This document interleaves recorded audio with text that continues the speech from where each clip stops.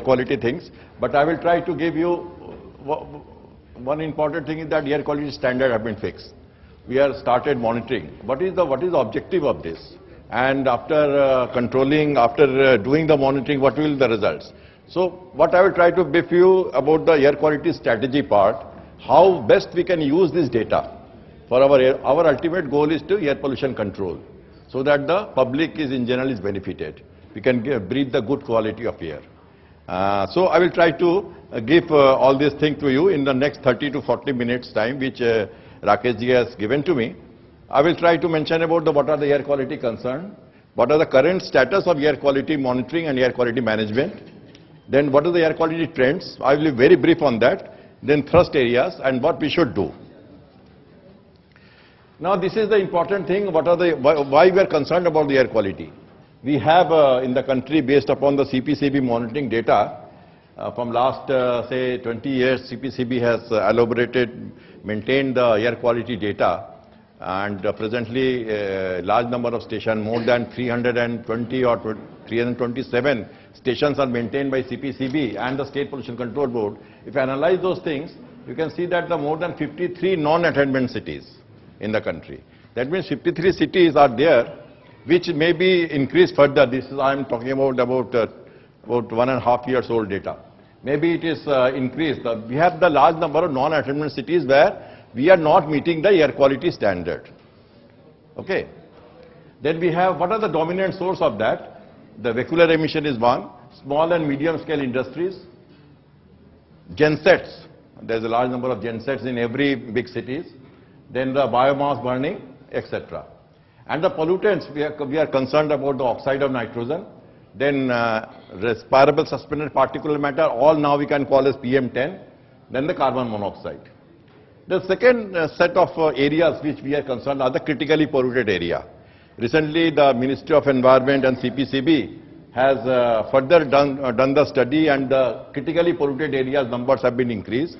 Initially it was for 24, now based upon the study which has been conducted by CPCB and MOEF, they have found that the more critically polluted area in the country, and the rationale etc. for declaring the critically polluted area is already given, and the reports are available on the website. You can see we have the 43 critically polluted area in the country. Why it is critically polluted? For example, I will take one example of Singrauli. Singrauli is a very small area. It is in the border of UP and MP, where our major power generating sources are there. We are generating about more than 10,000 megawatt of power in that area, about say 10 square kilometer area, and we are burning every day about 150,000 tons of coal. So much of coal is burnt in that area. And you can see that how much fly ash is generated, how much SO2 is generated, how much NOx is generated, and other related pollutants like mercury and fluoride, etc. So that area being a highly stressed area, CPCB and MOEF has declared as a critically polluted area where immediate long-term action is required to reduce the pollution. Similarly, we have the Korba or say Ankleshwar, Vapi, Manali, etc. These are the area based upon the studies have been declared as a critically polluted area where very dense monitoring is required. The dominant sources of these areas are the thermal power plant, refineries, chemical industries are there. And what are the pollutants which we are concerned are again the oxide of nitrogen, then the new parameters like volatile organic compounds. It is coming from the say a refinery or a petrochemical industries are emitting a lot of volatile organic compounds. Then the polyaromatic hydrocarbons. That is the reason why we should have this monitoring of these polyaromatic hydrocarbons or the volatile organic compounds. Then the third category is the rural area. We should not forget that area is also quite stressed and air pollution problems are also there.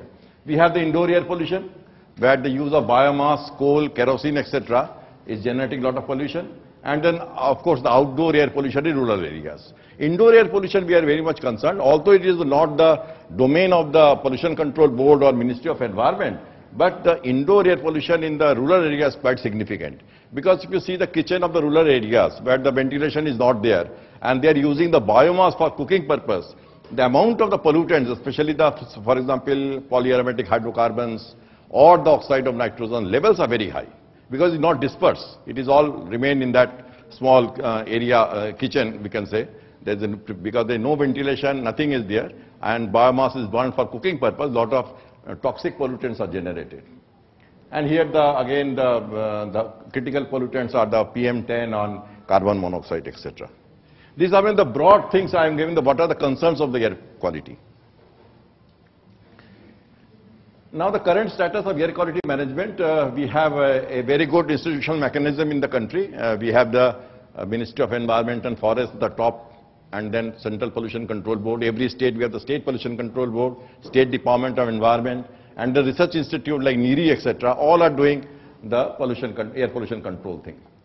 That some of the important things which we should take is the urban land use planning should be integral part of the air quality management now. Otherwise the situation will not improve. The land use planning should be done, which is in Delhi, what are the problems we are facing? Because the proper land use planning is not there. Action plan to be drawn and implemented by states to meet the air quality standard in time-bound manner. Action plans have been prepared already, but the implementation is not there. Air quality has to be monitored continuously to see the impact on control measures. Health impact study are required to be done, so that the public should be given more information about what are the impact, what are the health effect impacts that is required.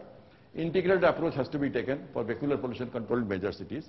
You can not only control the, say, petrol-driven vehicles or two-wheelers, you have to take an integrated approach. For that, the studies done by CPCB on source apportionment is very important.